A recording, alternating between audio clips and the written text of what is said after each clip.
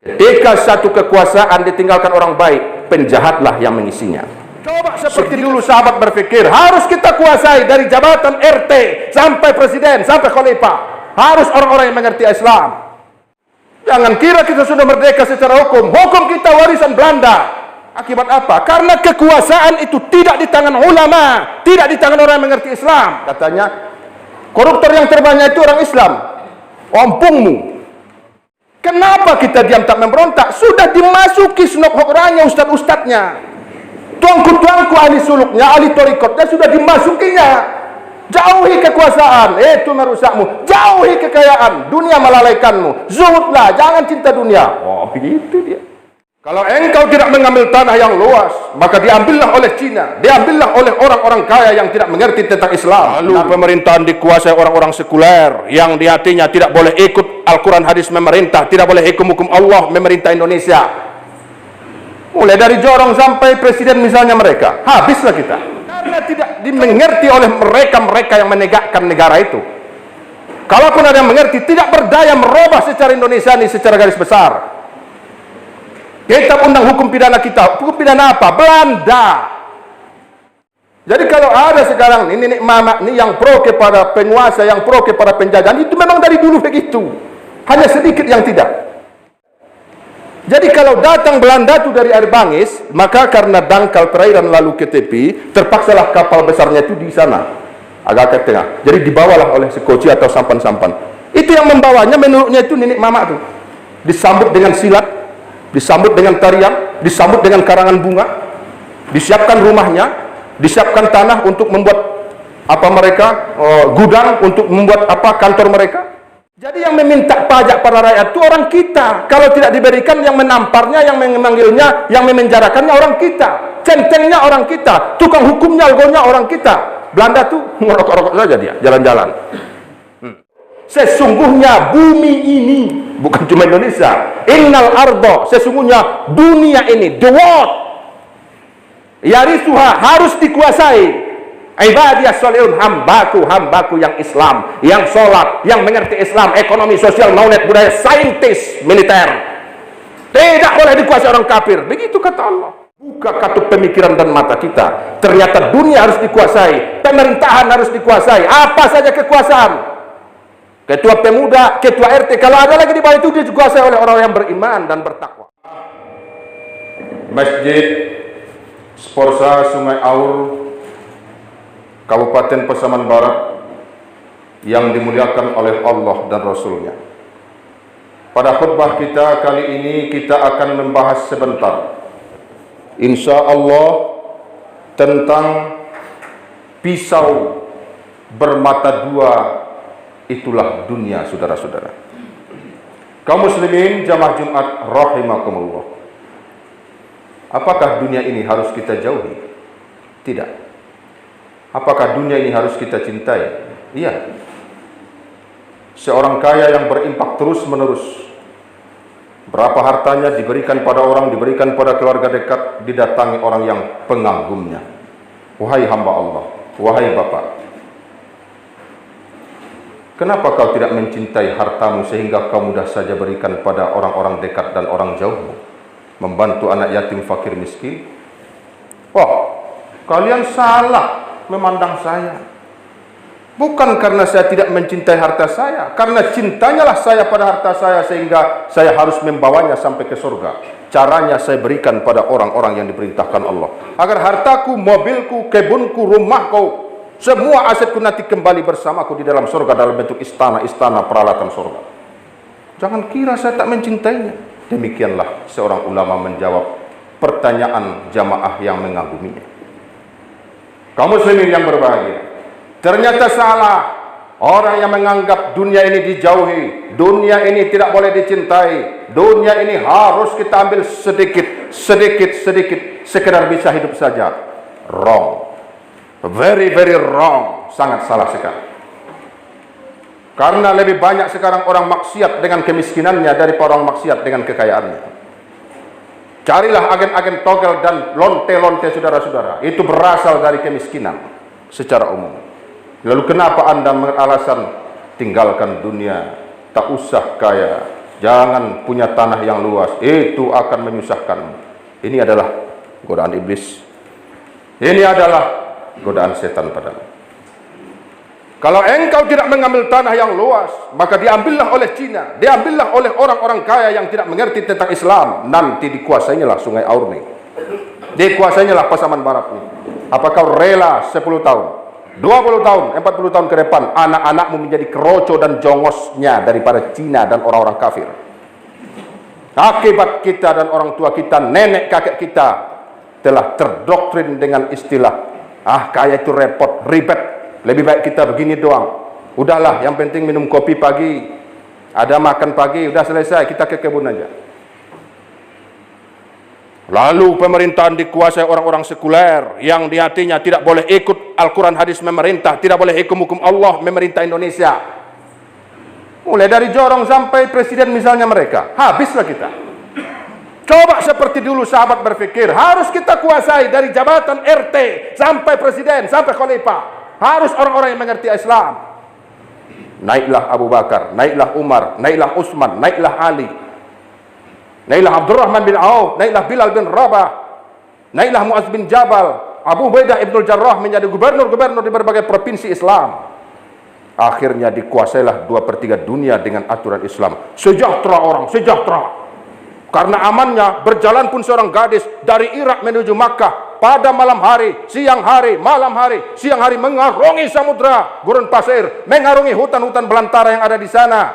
Tidak ada yang bisa dan mau mengganggu itu gadis. Kenapa? Karena aman, hukum tegak.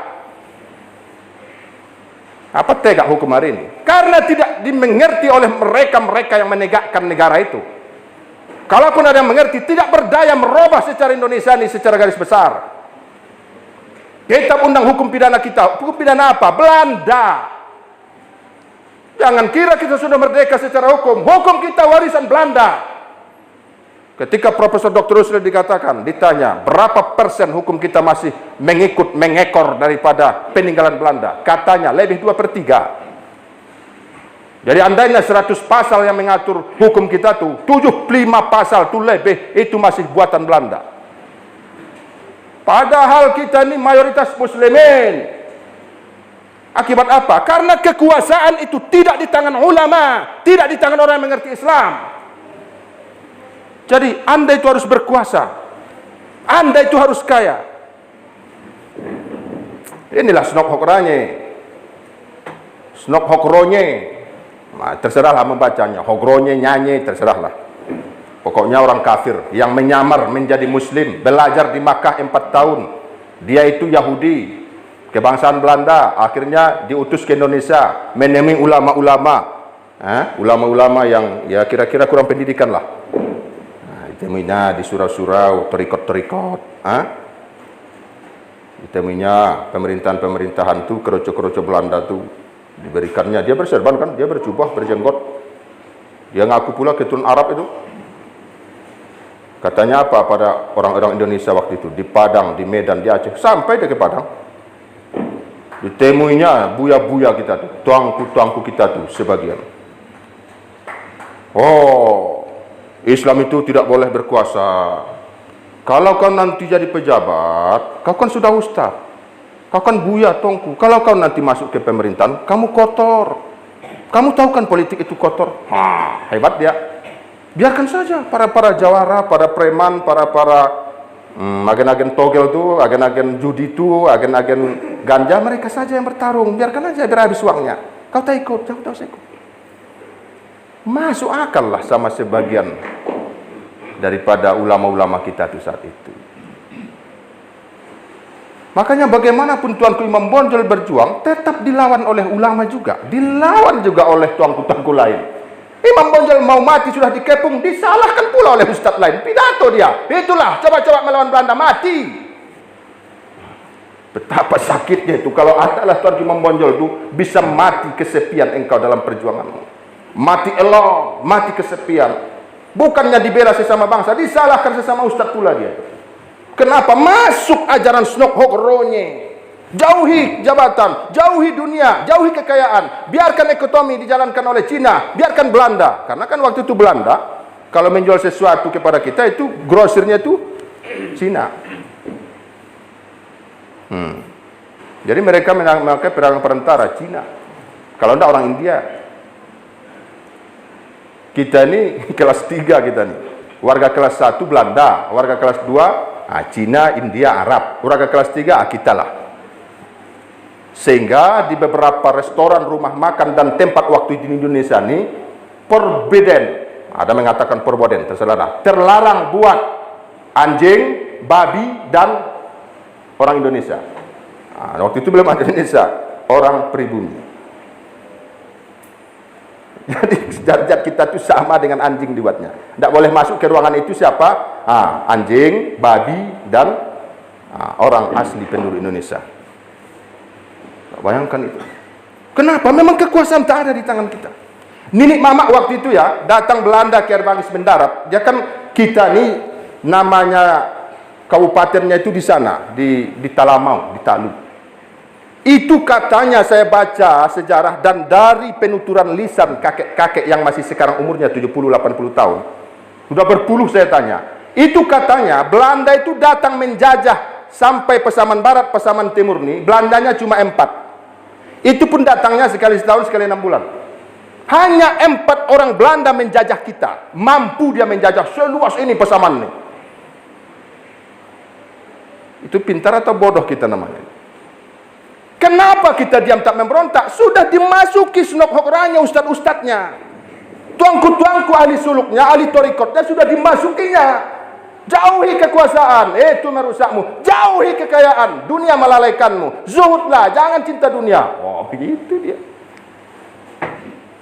Tokoh-tokoh tertentu dikasih Belanda, pula apa? Pedang, dikasih baju. Sehingga baju nenek mamak kita itu lama-lama mirip baju Belanda. Ya, ada sedikit pengaruhnya lah. Saya kan sudah baca beberapa SK Panghulu sekitar Sungai Aur nih. Itu di SK-kan oleh kekuasaan Belanda yang ada di Telamau. Bayangkan itu. Jadi kalau ada sekarang ini nenek mamak nih yang pro kepada penguasa, yang pro kepada penjajahan, itu memang dari dulu begitu. Hanya sedikit yang tidak. Jadi kalau datang Belanda itu dari Air Bangis, maka karena dangkal perairan lalu ke tepi, terpaksalah kapal besarnya itu di sana, agak ke tengah. Jadi dibawalah oleh sekoci atau sampan-sampan. Itu yang membawanya menurutnya itu nenek mamak itu. Disambut dengan silat, disambut dengan tarian, disambut dengan karangan bunga, disiapkan rumahnya, disiapkan tanah untuk membuat apa mereka, gudang untuk membuat apa kantor mereka. Bahkan kalau perlu dinikah dengan orang setempat, dilayani. Jadi yang 4 orang ini atau lebih kurang 4 orang ini, itu mereka menempatkan di satu-satu titik itu kaki tangan mereka. Kalau bapak-bapak yang sekarang umur 50 ke atas atau 60 ke atas lebih tahu dari saya itu. Apa istilah-istilah penguasa Belanda itu di Sungai Aur, di Ujung Gading, di Pari, di Simpang 4, apa istilahnya. Jadi yang meminta pajak para rakyat itu orang kita. Kalau tidak diberikan, yang menamparnya, yang memanggilnya, yang memenjarakannya orang kita. Centengnya orang kita. Tukang hukumnya, algonya orang kita. Belanda tuh ngerokok-rokok saja dia, jalan-jalan. Dibuat kebun pertanian di mana? Di Sitobu, apa itu? Kopi dan lain-lain. Tambang-tambang emas dibuat semacam-macam, termasuk di Muara Panggung Ujung Gading itu tambang emas Belanda dulu kabarnya itu. Saudara jamaah Jumat, kenapa khutbah begini? Supaya kita sadar dunia ini harus dikuasai. Apa kata Allah? Innal arda yarithuha ibadiyas salihun. Sesungguhnya bumi ini, bukan cuma Indonesia, innal arda, sesungguhnya dunia ini, the world, yarithuha, harus dikuasai ibadiyas salihun, hambaku yang Islam, yang sholat, yang mengerti Islam, ekonomi, sosial, knowledge, budaya, saintis, militer. Tidak boleh dikuasai orang kafir. Begitu kata Allah. Hai Adam, dunia kacau balau, saya pertama ciptakan jin. Sekarang tugasmu mengatur dunia. Inni ja'ilum fil ardi khalifah. Kuciptakan kau untuk menjadi leader di dunia. Jangan menjadi keroco, jangan menjadi jongos. Kau pemimpin. Karena kau muslim. Jin sebelumnya itu hancur dunia dibuatnya, kata Allah. Nah, ya jadi jongos kita. Oh jangan. Kaum muslimin jamaah Jumat yang dimuliakan Allah. Sampai disinilah khutbah kita. Semoga membuka katup pemikiran dan mata kita. Ternyata dunia harus dikuasai, pemerintahan harus dikuasai, apa saja kekuasaan. ketua pemuda, ketua RT. Kalau ada lagi di bawah itu dikuasai oleh orang-orang yang beriman dan bertakwa. Kalau tidak, ketika satu kekuasaan ditinggalkan orang baik, penjahatlah yang mengisinya. Ketika satu jabatan dikuasai orang-orang baik, orang jahat tak berkutik. Tapi ketika jabatan itu ditinggalkan orang baik, diisi oleh orang jahat. Dan kita ini telah direcoki, diracuni, divirusi dengan pemikiran Snok Hokranya dan kawan-kawan sampai hari ini. Dianggap dia ulama, akhirnya dia apa? Ikutlah menyalahkan keturunan Nabi Habib Rizik Syihab itu bandit katanya, macam-macam. Nah, tak berani dia mengatakan orang Cina itu bandit sebagian, yang puluhan triliun diambil uang, tidak ada. Katanya koruptor yang terbanyak itu orang Islam. Ompungmu. Ditansil dulu sampai sekarang itu Joko Chandra itu siapa lagi, berapa puluh triliun itu masing-masing mereka yang memkorupsikannya itu. Coba kalau kita data berapa persen lah yang dikorupsikan oleh pejabat muslim itu dibanding dengan mereka-mereka itu. Dibodohi kita. Jangan mau inni ja'ilun fil ardi khalifah, kuciptakan kalian hei orang Sungai Auru untuk memimpin, bukan menjadi budak. Kalau kita buat secara umum, hei muslimin dunia, kamu kami ciptakan untuk memimpin di daerahmu, di wilayahmu, di duniamu. Tapi sekarang kita dipimpin, bukan memimpin. Dikendalikan, bukan mengendalikan. Dikontrol, bukan mengontrol. Dikuasai, bukan menguasai. Kenapa? Ilmu lemah, iman lemah, kekuatan lemah, senjata lemah, wawasan lemah, persatuan lemah. Inilah dikuatkan semuanya. Agar kita menjadi full penguasa mutlak. Kenapa bisa ditegakkan mencuri potong tangan, berzina dibunuh, penipu kalau dia begal disalib.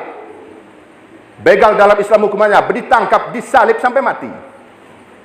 Pencuri potong tangan kanan, dilepaskan. Tak perlu ribet-ribet negara membelanjai makannya, pakaian tak perlu. Setelah dipotong tangan, lepaskan. Yang dicurinya balikkan. Kalau tak ada lagi, ambil dari hartanya, bayarkan pada yang dicurinya sesuai yang diambilnya. Berikut ganti rugi keturunannya. Mencuri lagi, potong kaki kiri, lepaskan lagi.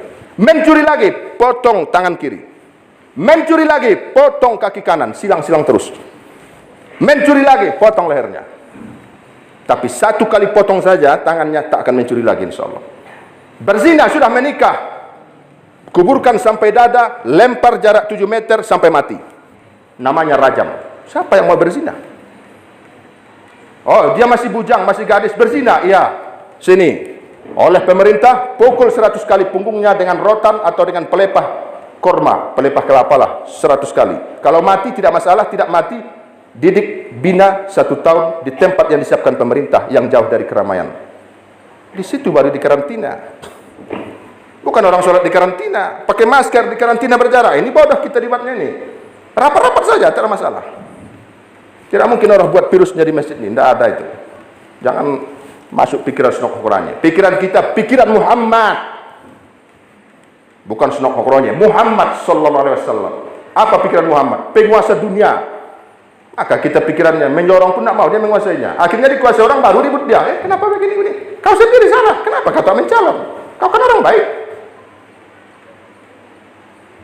Barakallah li wa lakum fil mazim wa nafa'ani wa iyyakum bima fihi minal hakim wa taqabbal minhu innahu was-sami'ul 'alim.